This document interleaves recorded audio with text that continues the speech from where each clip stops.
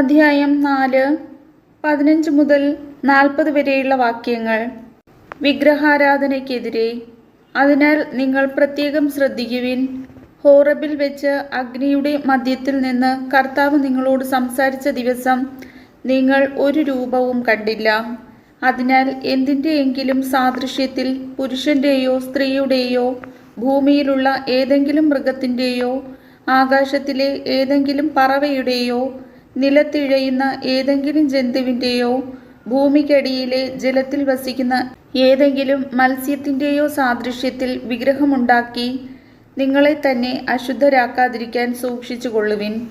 നിങ്ങൾ ആകാശത്തിലേക്ക് കണ്ണുകൾ ഉയർത്തി സൂര്യനെയും ചന്ദ്രനെയും നക്ഷത്രങ്ങളെയും എല്ലാ ആകാശഗോളങ്ങളെയും കണ്ട് ആകൃഷ്ടരായി അവയെ ആരാധിക്കുകയും സേവിക്കുകയും ചെയ്യാതിരിക്കാൻ പ്രത്യേകം ശ്രദ്ധിച്ചുകൊള്ളുവിൻ.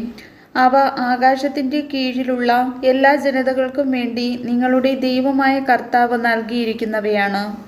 ഇന്നത്തെ പോലെ നിങ്ങൾ തൻ്റെ സ്വന്തം ജനമായിരിക്കേണ്ടതിന് കർത്താവ് നിങ്ങളെ സ്വീകരിക്കുകയും ഈജിപ്താകുന്ന ഇരുമ്പു ചൂളയിൽ നിന്ന് പുറത്തു കൊണ്ടുവരികയും ചെയ്തിരിക്കുന്നു.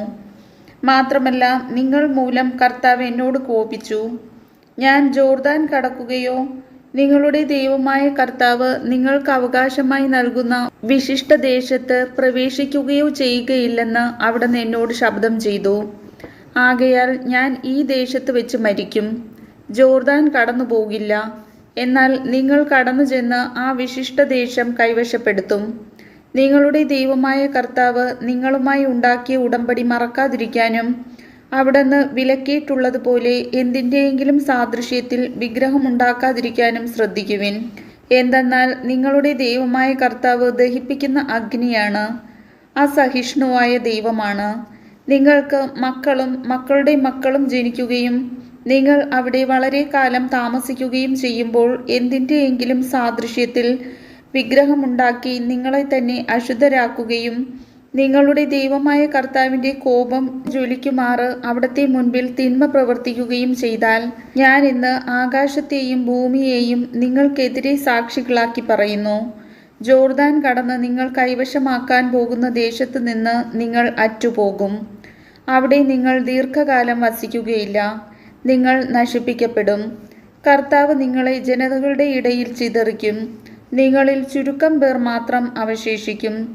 അവിടെ മനുഷ്യനിർമ്മിതമായ ദൈവങ്ങളെ കാണുകയോ കേൾക്കുകയോ ഭക്ഷിക്കുകയോ ഘ്രാണിക്കുകയോ ചെയ്യാത്ത കല്ലിനെയും തടിയെയും നിങ്ങൾ സേവിക്കും. എന്നാൽ അവിടെ വെച്ച് നിങ്ങളുടെ ദൈവമായ കർത്താവിനെ പൂർണ്ണ ഹൃദയത്തോടും പൂർണ്ണ ആത്മാവോടും കൂടെ അന്വേഷിച്ചാൽ നിങ്ങൾ അവിടുത്തെ കണ്ടെത്തും. നിങ്ങൾക്ക് ക്ലേശമുണ്ടാവുകയും അവസാന നാളുകളിൽ ഇവയൊക്കെയും നിങ്ങൾക്ക് സംഭവിക്കുകയും ചെയ്യുമ്പോൾ നിങ്ങൾ നിങ്ങളുടെ ദൈവമായ കർത്താവിങ്കലേക്ക് തിരിയുകയും അവിടുത്തെ സ്വരം ശ്രവിക്കുകയും ചെയ്യും. നിങ്ങളുടെ ദൈവമായ കർത്താവ് കരുണയുള്ള ദൈവമാണ്. അവിടുന്ന് നിങ്ങളെ കൈവിടുകയോ നശിപ്പിക്കുകയോ നിങ്ങളുടെ പിതാക്കന്മാരോട് ശപഥം ചെയ്തിട്ടുള്ള ഉടമ്പടി വിസ്മരിക്കുകയോ ഇല്ല. കഴിഞ്ഞ കാലത്തെപ്പറ്റി ദൈവം മനുഷ്യനെ ഭൂമുഖത്ത് സൃഷ്ടിച്ചതു മുതലുള്ള കാലത്തെപ്പറ്റി ആകാശത്തിൻ്റെ ഒരറ്റം മുതൽ മറ്റേ അറ്റം വരെ ചോദിക്കുക. ഇതുപോലൊരു മഹാസംഭവം എന്നെങ്കിലും ഉണ്ടായിട്ടുണ്ടോ? ഇതുപോലൊന്ന് കേട്ടിട്ടുണ്ടോ? ഏതെങ്കിലും ജനത എന്നെങ്കിലും അഗ്നിയുടെ മധ്യത്തിൽ നിന്ന് സംസാരിക്കുന്ന ദൈവത്തിൻ്റെ ശബ്ദം നിങ്ങൾ കേട്ടതുപോലെ കേൾക്കുകയും പിന്നെ ജീവിച്ചിരിക്കുകയും ചെയ്തിട്ടുണ്ടോ? നിങ്ങളുടെ ദൈവമായ കർത്താവ് ഈജിപ്തിൽ വെച്ച് നിങ്ങൾ കാണുകെ നിങ്ങൾക്ക് വേണ്ടി ചെയ്തതുപോലെ മഹാമാരികൾ, അടയാളങ്ങൾ, അത്ഭുതങ്ങൾ, യുദ്ധങ്ങൾ, കരബലം, ശക്തിപ്രകടനം, ഭയാനക പ്രവൃത്തികൾ എന്നിവയാൽ തനിക്കായി ഒരു ജനതയെ മറ്റൊരു ജനതയുടെ മധ്യത്തിൽ നിന്ന് തിരഞ്ഞെടുക്കാൻ ഏതെങ്കിലും ദൈവം എന്നെങ്കിലും ഉദ്യമിച്ചിട്ടുണ്ടോ? കർത്താവാണ് ദൈവമെന്നും അവിടുന്നല്ലാതെ മറ്റൊരു ദൈവമില്ലെന്നും നിങ്ങൾ അറിയാൻ വേണ്ടിയാണ് ഇവയെല്ലാം നിങ്ങളുടെ മുൻപിൽ കാണിച്ചത്. നിങ്ങളെ പഠിപ്പിക്കാൻ ആകാശത്തു നിന്ന് തൻ്റെ സ്വരം നിങ്ങളെ കേൾപ്പിച്ചു. ഭൂമിയിൽ തൻ്റെ മഹത്തായ അഗ്നി കാണിച്ചു. അഗ്നിയുടെ മധ്യത്തിൽ നിന്ന് അവിടുത്തെ വാക്കുകൾ നിങ്ങൾ കേട്ടു. അവിടുന്ന് നിങ്ങളുടെ പിതാക്കന്മാരെ സ്നേഹിച്ചതുകൊണ്ട് അവർക്കു ശേഷം അവരുടെ സന്താനങ്ങളെ തിരഞ്ഞെടുത്തു. അവിടുന്ന് തൻ്റെ മഹാശക്തിയും സാന്നിധ്യവും പ്രകടമാക്കിക്കൊണ്ട് നിങ്ങളെ ഈജിപ്തിൽ നിന്ന് കൊണ്ടുവരികയും ചെയ്തു.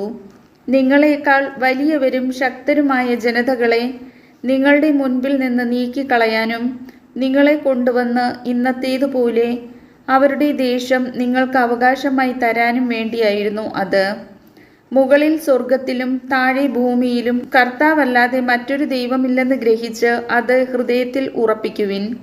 ആകയാൽ നിങ്ങൾക്കും നിങ്ങളുടെ സന്തതികൾക്കും നന്മയുണ്ടാകാനും ദൈവമായ കർത്താവ് നിങ്ങൾക്ക് ശാശ്വതമായി തരുന്ന ദേശത്ത് ദീർഘകാലം വസിക്കാനും വേണ്ടി കർത്താവിൻ്റെ ചട്ടങ്ങളും പ്രമാണങ്ങളും പാലിക്കുവിൻ എന്ന് ഞാൻ നിങ്ങളോട് കൽപ്പിക്കുന്നു. കർത്താവിൻ്റെ വചനം.